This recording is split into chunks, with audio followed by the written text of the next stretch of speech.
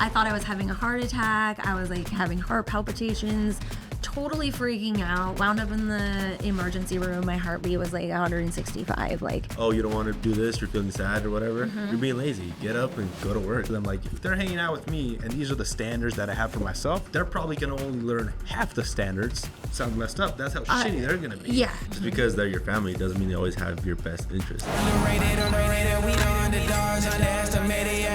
We are closing the gap on 500,000 views on YouTube. That's not the craziest part. The craziest part is that most of you guys are not subscribed to the channel. Do us a solid. Smash that subscribe button and share it with a friend. Break the Silence uses music as a platform to bring communities together to start the hard conversation, raise awareness for mental health and suicide prevention. They believe the music is the power to heal and save lives by personal experiences to help those who are struggling and see that hope is real. And we can live happy lives and learn how to cope with things out of control. Let's welcome the founder and director of Break the Silence. Hello. Thank you so much for having me, guys. Thank you for accepting to be with us and giving us your time. Absolutely. I'm excited. It's going to be fun. Yeah, and the Break the Silence Festival is going on in its eighth year this year, coming up September 7th. So that's awesome. People should be tuned for that. You've been doing shows in the other cities for the last 5 years, and you got a golf tournament for the past 4 years. Yes. That's a lot of things. Like, how do you get all that? Ooh, it's so awesome. Like, really, it's just the support of the community and people being involved and wanting to make a difference, because I believe that together we can make a difference. And we're doing just that with all the fun programs. The shows that we mainly want to get people out, raising awareness for mental health and suicide prevention. And the tickets that we do sell in the other cities, we use as a fundraiser towards, like, for example, this year, we just did an emo night in Denver. It was super fun. And we are using the proceeds from that to cover talent expenses for the festival that's going to be coming in September. So, and then in October, we'll be doing the golf tournament. So it's exciting. And we have our resource center open now. So we've been doing lots of groups and stuff out of it. And just all of our programs are free to utilize, which is exciting to give back to the people who are maybe not having the best or easiest of times. So I think everyone is always going through a battle no one knows anything about. It's just that some of us mask it, or better at masking it, different than others. Yeah. Especially when there's like a huge stigma around this topic about like, don't talk about this, stuff like that. So what made you want to like start talking about this? So honestly, I never spoke about my experiences. I was always ashamed of where I was at, or, you know, maybe the things that I had done in the past, or the things that had happened in the past. And it was always something that I kept inside, just using my own personal experiences. We can go back to, you know, why break the silence? Why using music as a platform? When I was young, I struggled with mental health, and I was a suicide survivor at age 16. I got bullied in school. It was kind of one of those things where it was just a lot. It's a lot to be a kid anyway, you know, like, but just like growing up and having now, which, you know, I can look back and be like, oh, that was anxiety. That was depression. That was ADHD. But, you know, being a kid 30 years ago, it was still something that wasn't like regularly addressed and or talked about. So, just a lot of things had happened, and I made an attempt on my life, and I didn't talk about it to anyone for a long time until I was in my 30s. And then that's when I decided, like, things can be different. I had been going to counseling and taking mental health meds and, you know, trying to figure it out, but it wasn't working. I was a drug addict at a young age. I think just shortly after the suicide attempt is when I started like dabbling with drugs and alcohol. What are your thoughts on like, because you said you were getting meds and they weren't even, I guess, working for you. Like, yeah, so I think I was in my early 20s before I started like seeing a counselor and or like taking the anxiety and depression meds. And it was like the standard, oh, here, let's try this. And then like, let's see if I it would works. have like, side effects, or Like one time I took these pills before it was a new, I can't remember which one it was. I think it was Cymbalta, to be quite honest, but whatever. I took it before bed and I woke up like I thought I was having a heart attack. I was like having heart palpitations, totally freaking out. Wound up in the emergency room. My heartbeat was like 165. Like It was crazy. And so I'm like, it was terrifying, which gonna make me not want to take meds again, you know. What age were you at when this was happening? Oh, dude, I was probably like 25. Hey guys, let's take a quick break from the podcast. We want to help business owners just like you stay competitive in today's marketplace. So for a limited time, we're giving you 10% off your next video project, whether it's a brand video, social media content, or ads. Just mention this podcast to get started. Let's get back to the show. So what are your thoughts on, like nowadays, I feel like you got this, like they want to, you could say label kids, like you got this, and then they give them like a whole kitchen sink for them to start. It's like they want to do it too soon before they actually know. Yeah, I agree. You know what? Honestly, like that's something that I am struggling with just in my own personal life. I believe that there's a time and place for mental health meds, and if you need them, you should really take them. I've needed them in the past and used them in the past. Some conditions need medication, but it's kind of scary and it's like a slippery slope. But they actually have tests out there now that you can take, which this is something I wish I would have known before 5 years ago, which started me on a whole new journey. But they can take your DNA now, like a swab of it, and compare it to all the mental health meds on the market. And it can actually tell like what your body can metabolize and can't metabolize, and instead of just being like, try this, try that. Wow. So they're making advancements, which is really cool. So that'll help you, narrow down, should give less worry on, having to possibly take meds. Yeah, and like another huge factor to that we were talking about earlier is the culture. Yeah. Because a lot of cultures out there just decide just to not talk about it. And they see mental health issues as like, oh, you don't want to do this, you're feeling sad or whatever. Mm-hmm. You're being lazy. Get up and go to work. Do something. Yeah, absolutely. Or just not understanding it, or it's evil, or it's being taboo, or, oh, you're possessed, all these crazy, scary things. And the worst thing to hear, I guess, when you're like afraid of reaching out for help is that word crazy.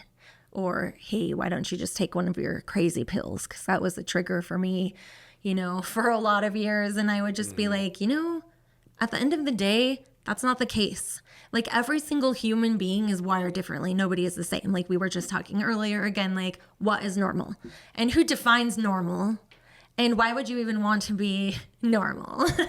It's boring. It's boring. Yeah, why would you want to be? Normal in one person's eyes is going to be way different than normal in another person's eyes, especially coming from different cultures. Exactly. So what do you mean by different cultures? Which specifically do you think, Eric? Well, I don't think specific just cultures, like from all over the world, things are different in Afghanistan or Israel than here, or different in Mexico than here. Yeah, cultures like religion-wise, like Muslims. Oh, sure. They're like Islamic. They have a whole different culture than over here. Like the women can't show their skin, they can't show their hair, anything. They have to be all the way covered up. And then Christians, Catholics, you can be showing skin, you can have your hair out, have your hair down, and all that stuff. Mm-hmm. So like expectations from our culture is different from their culture. So different. Like a lot of it's a belief, I guess, and it's hard to think about because I don't know how to like wrap my mind around the concept of I don't know, just being in such a low, dark, lonely place, and feeling like if you chose to make that decision that you couldn't go to heaven, if that's what you believe, you know what I mean? So it's scary just to think about that. I don't believe that, because I believe that we all have our own journey and we still have the ability to like work through it if we don't achieve whatever we were supposed to achieve, in this body, that our soul still has the ability to right those wrongs. We are closing the gap on 500,000 views on YouTube.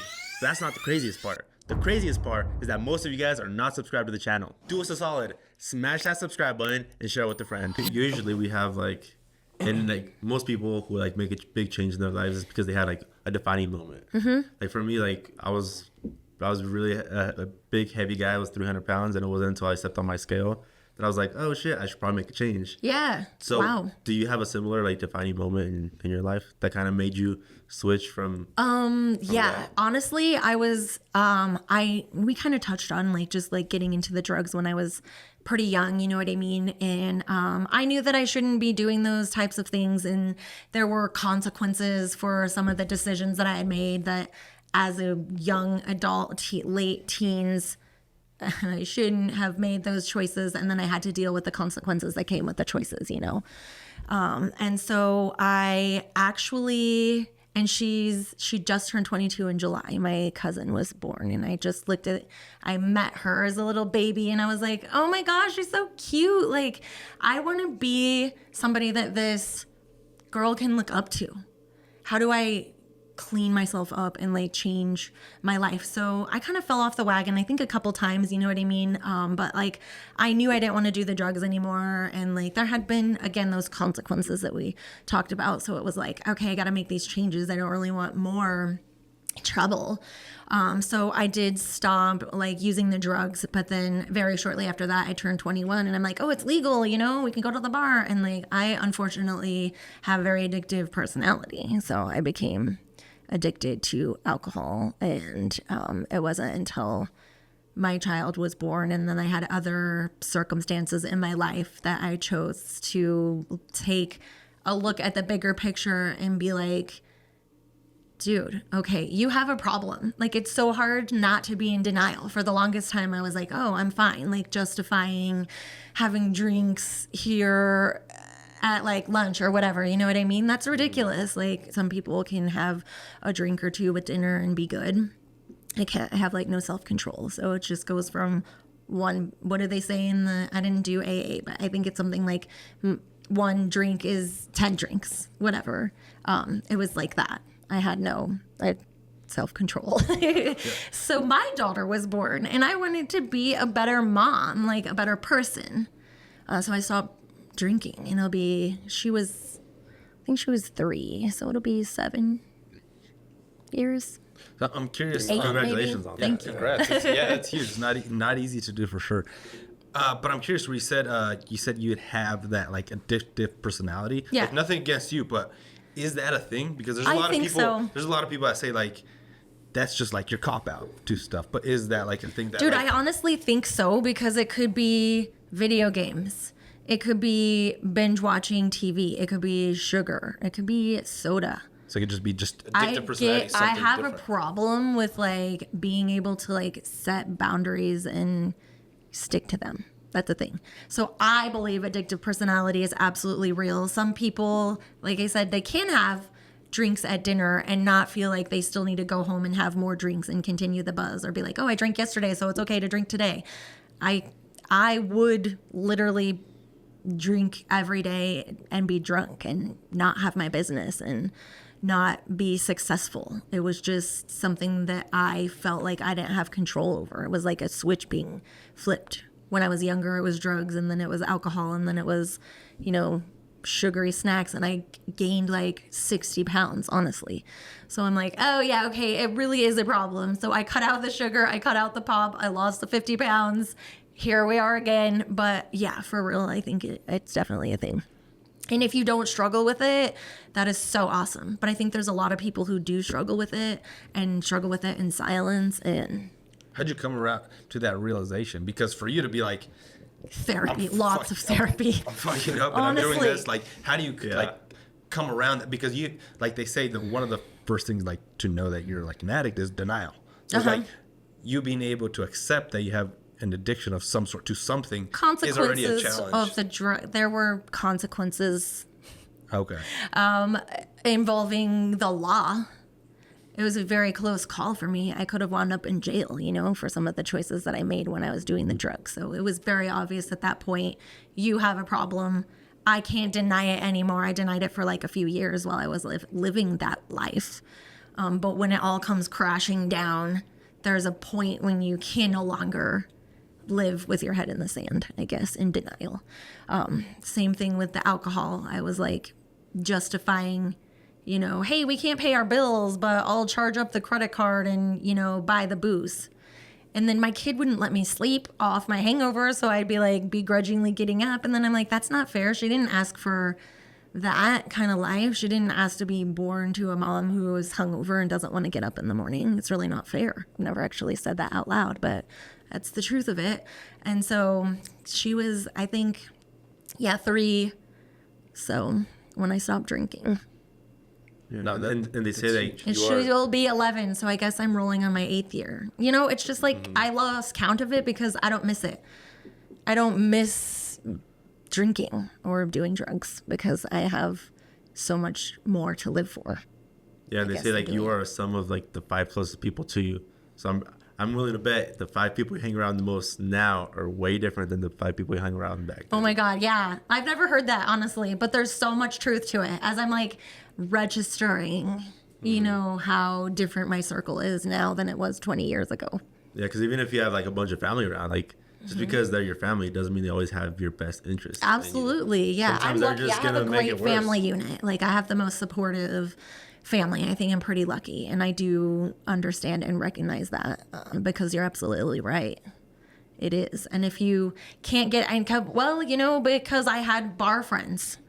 And then when I stopped going to the bar, it's like I felt like we didn't really have anything else in common. We didn't shoot pool and drink booze anymore. So yeah, no. Now I have a whole new circle of people. Yeah, I think I like when you touched on like when you had a daughter, like you know, you picture being a, you know, an example for them. And that, I mean, in my experience, that was one of my game changers as well. Like once you have a kid, like you see Everything life, changes. you see life differently for sure. And so now you take a step back and picture them, say 15 years from now or whatever, and then picture them like if they're hanging out with me and these are the standards that I have for myself, they're probably going to only learn half the standards. So that's how, sounds messed up, that's how shitty they're going to be. Yeah. And so I it's have like, it's like you said, it's not fair to them. the biggest fear of my child, my only child, making the same mistakes that I did and not like, you know, coming out from it. So I'm like, that's a real worry that I have. Because I wouldn't want my 16-year-old daughter, you know, going out and lying about where she was and doing drugs, you know what I mean? Or 17. I was still at home with my parents when I was doing these things. So I don't feel good about that. And I want different for her and nothing on my parents because like they didn't know what I was doing. So how do you have that conversation now with your daughter or just like the youth? Because like we can, like your home, yeah, you can do that. You can control that. How do you control the uncontrollable? So how do you we, don't. So how do we teach them, or how do we go about it to kind of like the youth? Because there's a lot of people out there that you're asking because we're trying to figure that out. We actually just started a youth program through our resource center, and we're working with teens who are middle school age and up right now is what we're looking for, just to build leadership development skills. We're working with my intern. Her name is Kaylin, and she has her own experiences. She lost her best friend to suicide and is a survivor herself. And she wants to be able to use her voice to show kids that it is okay not to be okay. We're working on, it's taking a lot longer than I had anticipated or hoped, but we finished phase 1, I think, of probably 3 on a youth peer-led curriculum, 10-week program to put that out there, to start those conversations, to have those, build those skills in the youth so that they can recognize when they're struggling and maybe when somebody else is, know how to offer the support and get the, you know, help that is necessary. So we're working on it. We've been working closely with some of our funders and meetings with other organizations in Morgan County and beyond, just to get like the feedback on the curriculum. How can we improve it? How can we make it comparable to other things that are on the market? We don't want it to be like anything else. We want to fill gaps. So that's kind of where we're at with it. We know I've been having the talk with my daughter, the suicide talk, if you will, since she was 4, just the importance of if you're not feeling like something is right, you need to have that conversation. But she also has, just from circumstances in our life, she's familiar with therapy. And we want her to know that it's okay to go to counseling and talk about your struggles. And if you are feeling, down or something's off, or it's important to have those conversations. I don't feel like our kids can ever be too young, especially when you look at the statistics, the national statistics where it's ages 9 to 11. So many children in the U.S. are dying by suicide that they had to make a statistic for that. I think the youngest I've read about in my research was a 6-year-old boy who took his own life. Yeah. How do you come back as a parent from that? I don't think That's just crazy. What stuff are they seeing like at that age that's causing them to make a permanent decision to a temporary problem? Or who do they have in their ear talking to? Too? Like what's? Yeah, you think about, there was a girl, I think she actually was convicted. I can't remember when, it's been a while back, but there were text messages and she was like telling her boyfriend, just do it. I can't believe you didn't do it. Yeah, I did hear that. She actually wound up getting convicted and, being held responsible for that, which is very important. She should have been. People are very susceptible to outside sway or influence when they're feeling, at the lowest of the low. Like, I honestly feel like, that God put my daughter in my life for a reason, that I wouldn't probably still be here if I didn't have her. I went to it would have been 2018. So I went to a 28-day program. I had just become, even though I recognize the importance of talking about mental health, I had been taking my medication. I had been going to therapy for years. I was back at the point where I was ready to just, consider that this world might be better without me existing in it. And it was her that pulled me out of it. I was in the bathroom for hours and just contemplating. How am I going to figure this out? How am I just going to button everything up and be done with it? And she knocked on the door and asked me if she could come in and if she could give me a hug. And I told her, no, leave me alone. And I think she went away upset because of that. But at the moment, I immediately it registered. I was like, oh my God, I am not okay. I am not okay. And I can't continue this way. It was actually Thanksgiving Day in 2017 when this happened. And I actually called this therapist that I had been seeing, but I broke up with her, whatever. I quit seeing her 5 years before because I'm whatever, I don't need your help anymore. I'm feeling better. Maybe, there was a bit of that denial, stinky cologne still hanging in the air at that point. But I was like, this is, I don't need this help. Whatever, I'm fine. So the fast forward, they don't use the term mental breakdown anymore. I'm not quite sure what term to use, but that's what was happening to me at that moment. And I went back, I called this lady. And obviously it was a holiday, so she didn't answer. It went to her professional voicemail, her counseling inbox. And the next day was a Black Friday. So she calls on Saturday morning. She's like, I absolutely remember you. She's like, I also remember that maybe there were certain things that you weren't ready to address or work through. But I have your file in cold storage. So if you can come in on Monday, we can talk about it. And I was like, okay, cool. So at this point, I'm seeing her every 2 weeks or every month or whatever it is for 5 months or so. And I'm like, I'm not getting better. I'm doing the therapy. I'm taking the meds. I'm not getting better. I'm really to the point where it's affecting my family. It's impacting my job and the people that I'm working with on a daily basis because I was working a 40-hour-a-week job and I wasn't happy in my life and it was bleeding over into the job and I was probably a horrible person to work with. I'll just be real. It was now thinking back on it, it's kind of embarrassing, but I'm just I was completely out of control, on a mental level, breaking down, having such bad anxiety. I wasn't eating, I wasn't sleeping.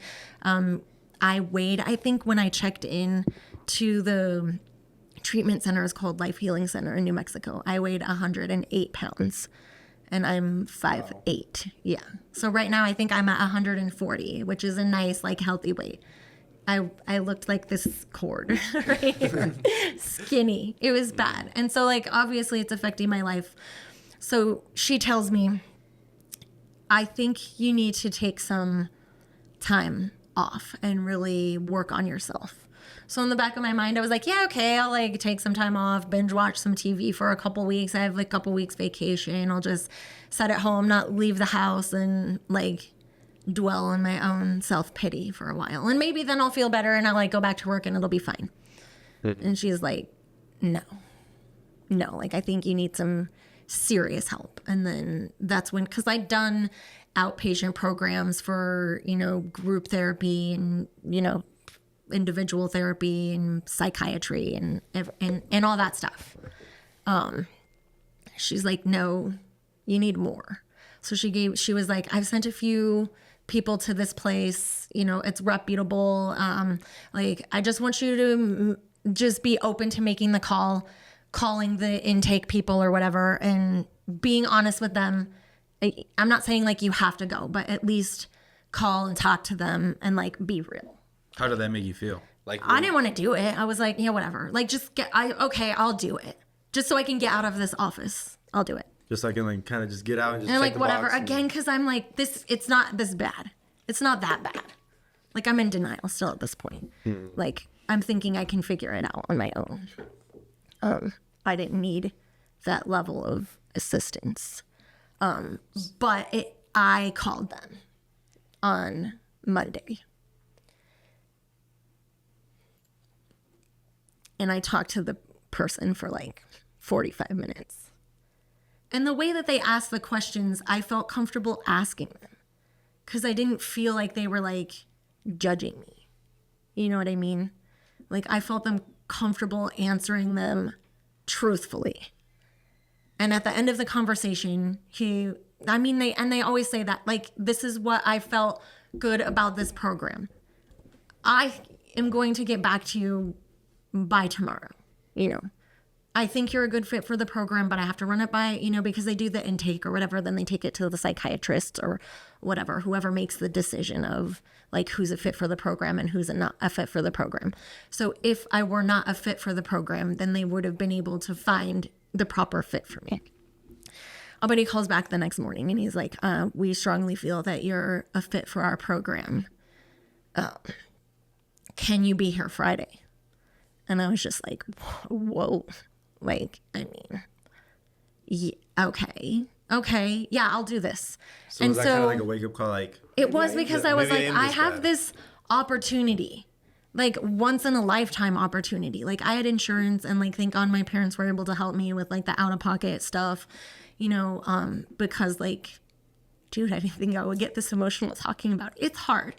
It's hard to say like you can't do something yourself. But I'm so blessed to know that like I had that support system of that person, the family to help me. Like, I want to give that to the people who don't have it. That's why I do break the silence, because I know not everybody is as blessed as I was. But in this situation, in the moment, I was like, whoa. Like, I was like, I'm just starting my business. I had 1 year of the Suicide Festival, Awareness Festival under my belt. Like the first year was successful. I knew that I was like going to continue to build on it. But like, dude, I'm like, if I'm this messed up, how can I like look at myself in the mirror and be like, oh, I can help other people. Like, I need to take care of myself and then I can. And so it was a reality check. It was so you already had started the Break the Silence during this time? Yeah, I started in 2017. And I had a crash afterwards because we did the festival in September. I think it was the last weekend in September. And like it went so amazing. But I have like a sincere, again, like I go back to like it being some sort of mental struggle. But I have a problem seeing my successes. I only see the failures. So I picked it apart. I was like, I could have done this differently. But like what I didn't realize was it was successful. We didn't lose money. People came. lives were changed because like I have a specific story that I like to tell about, a person who was struggling. I had no idea. They were like a great friend of mine. And they took me aside and said, if it weren't for me coming to this today, I had a plan. I had a plan last night and I ran into you. And you gave me tickets.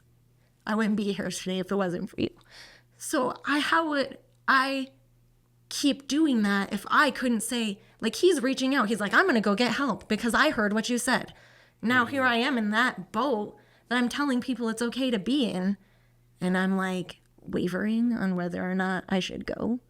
Nah, I'm going to go and I'm going to take the help. And I went and I was there for the first 3 days begrudgingly, like, this is stupid. I don't want to be here. The food is gross. My room sucks, like whatever. And then they had like a group, like I feel like it was honestly like old Boy Scout camp or something like that. Because it was set up like with these little cabins. It was not the Taj Mahal by any means, but it was perfect. It was like just like what you would need. They had all kinds of they had therapists, they had doctors, detox, like what you would consider the normal for that type of program. But they also had non-traditional approaches to mental wellness, like a Reiki master, a shaman, a doctor of Chinese medicine. We did art therapy, we did yoga, mindfulness, meditation, journaling. It was exactly what I needed. Exactly. Like God knew. He was like, hey, really, if you want to take your program where I think you need to take it, this is what you need. I just didn't see it at the time. Yeah. How long were you there? 28 days. 28 days. Yeah. And so that, there's a spider right above your head. And I dislike them greatly. So I'm like, I don't want to see it drop on you. Uh-oh. Okay, so we'll get back. We'll just cut that out. Spider-Man. We just watched all the Spider-Mans too. I watch Spider-Man every day with my son. He's also a Spider-Man fanboy. Yeah, That's funny. And then after I watch it too long, I Wanting it to feel like work. I got the abilities now. Okay, I forgot where I was. Okay, so yeah, I don't know. I just got distracted. See, I said I had squirrel syndrome, and I watched the spider for a minute, and then it started getting really close to your head. I And should was probably like, tell him. yeah, we need to talk about this for a second. But that's what we talk about So- too with like people like, yes, you can say certain things, but you also got to walk the walk. You can't Yeah, just tell other I people what can't to just- do. Like there's other people like, oh yeah, you should do this for your business. You should do that If for your I business. can't, if but they I'm never telling people, hey, had there's a business. light at the end of the tunnel, you just got to keep walking towards it, but I choose not to walk towards the same light, then I'm a hypocrite, or worse, I'm a failure. I can't do this. I'll never succeed. So these are the things that go through my head quite regularly, but I get there. And like, I don't even remember, I have a book, like a journal that I kept when I was there. And then like the people that were there with me that chose to stay in contact, they wrote their number or address or whatever, or Facebook or email or whatever in the back of the book. I haven't looked at it since then. I still keep in touch with quite a few of them. Like we have a group on Facebook or whatever, but for whatever reason, I don't know. I've never like went back and looked at the book. So I can't remember this person's name. It doesn't matter anyway, but, his story. So when you get ready to leave, we had like a group where everyone would meet in the main cabin or whatever, where we had our meals, and like give them a send off. And then we would talk about our experience there when it was time to go, and then burn all the stuff that we wanted to leave, like all the projects or whatever. I threw them all in the fire. I was like, psh. I like to burn stuff though. But it was like healing actually to let it go. You leave it there. You work through it and you leave it there. That's what I did. I didn't have to bring any of that stuff home.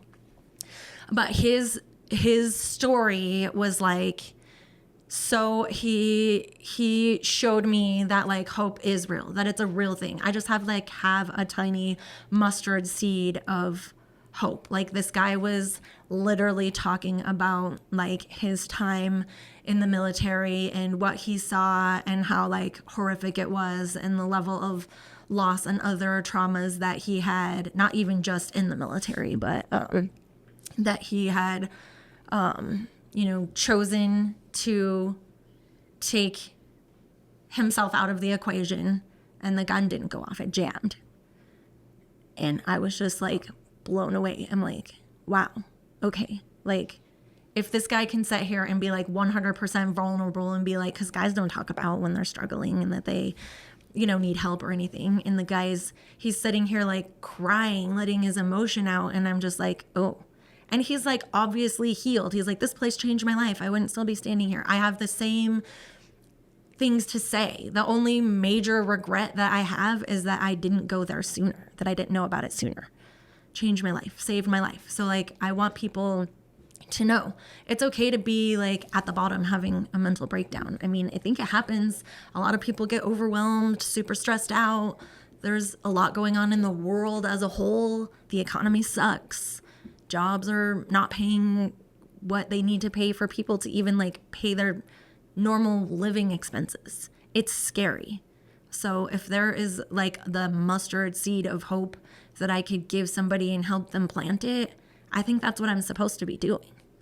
So That's awesome. I don't know. I think we just like trailed off. And No, that's awesome. That's an amazing. That's an amazing story. We appreciate it. I didn't even want to interrupt you. I was like, sorry, I just started talking and I'm like, wait, is this where we were going anyway? Because like I forgot. Yeah, we were talking about that, No, that's great. I being at the point where you need to ask for help and being willing to take it. That's a Yeah, thank you for being like open with us about it. yeah. Yeah, I'm all we about. really I'm like, appreciate I it. didn't know, but like I need to talk about it. I think it helps me as much as it will help anybody sitting at home, maybe like not realizing that maybe they need help. I have a friend and I'm really excited. So I'm not going to share a lot of her story at all because a couple of years ago we took an interview with her and like we got it like filmed and ready to go. We'll be releasing her story soon.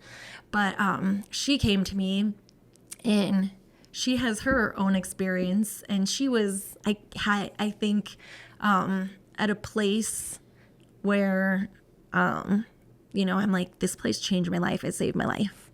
And so she, again, I think it was, she wasn't a fit for life healing, but they found a place for her to go to. And she had her own experiences there, but she was like ready to run. I'm done. I ain't doing this. You know what I mean? But like she stuck it out and like came back from it and now is able to use her stories and experiences to help other people. So I'm really excited about. I mean, we want to use our platform to let people speak. We have, like, for example, at the festival, we do an open mic. So that could be for talent, musical talent, of course, or anybody who wants to come share their experiences on how mental health or suicide impacted their life. We set aside 2 hours for it last year. And I'm like, that seems like a lot. I don't know if we'll fill the time every minute. Filled every minute.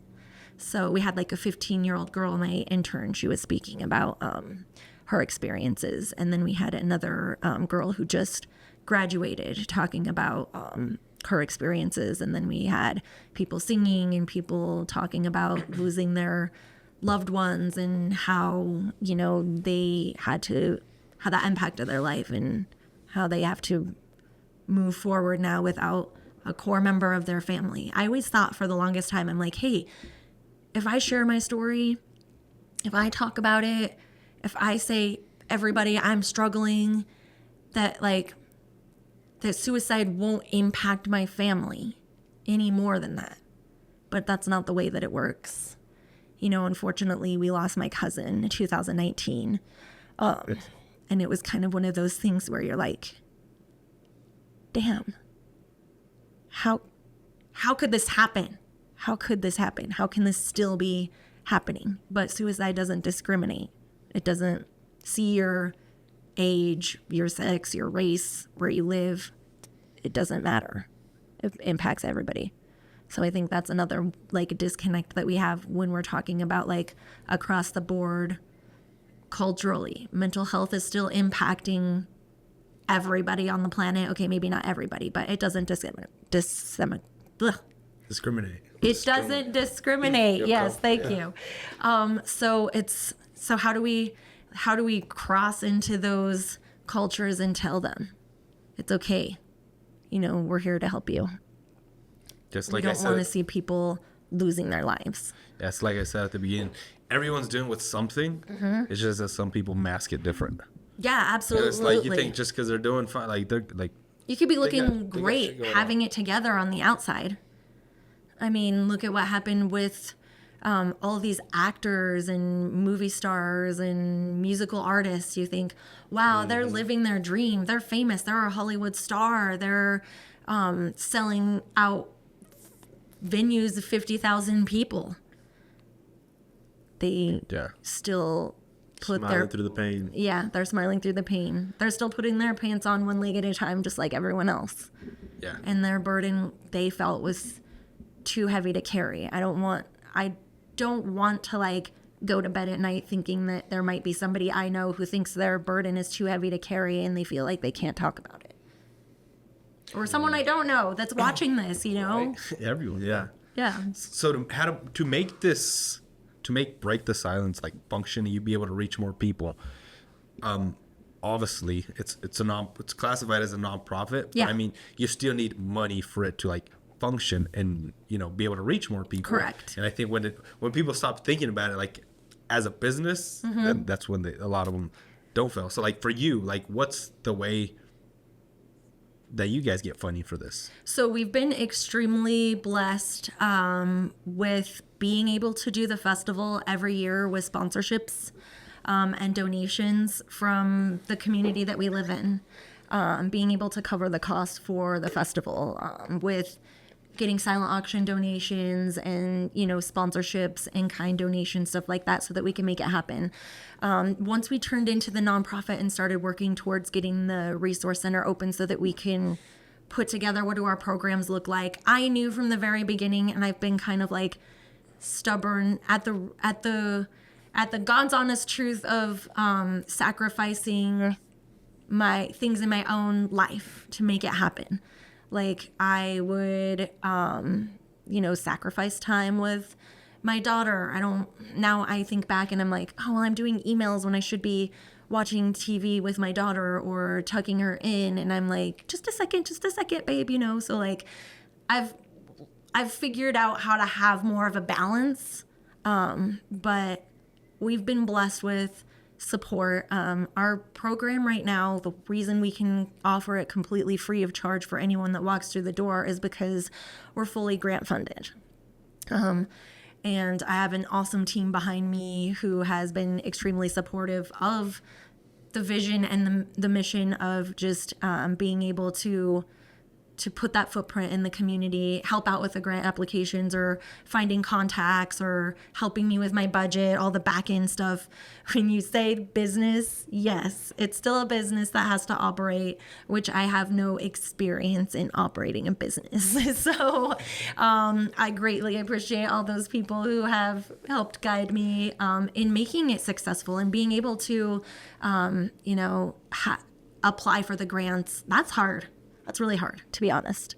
What have been like some of the biggest challenges that you faced trying to get this thing up and running and then keep it going for the past 8 just years? like honestly, the biggest challenges have been like just my own stubbornness and like denial. I think in the beginning that like I did need help, but I also didn't envision becoming a nonprofit. I didn't envision having the resource center or doing the groups or having the youth program. I didn't see any of that. That's why we'll go back to when I said it's a God thing, because I feel like he knew that was the path all along. And that's how I wound up at Life Healing Center, learning the tools to be where I am here, even though I didn't see it then, because I was stuck in the hall just focusing on my mustard seed of hope with that tiny speck of light at the end of the struggle that I was in.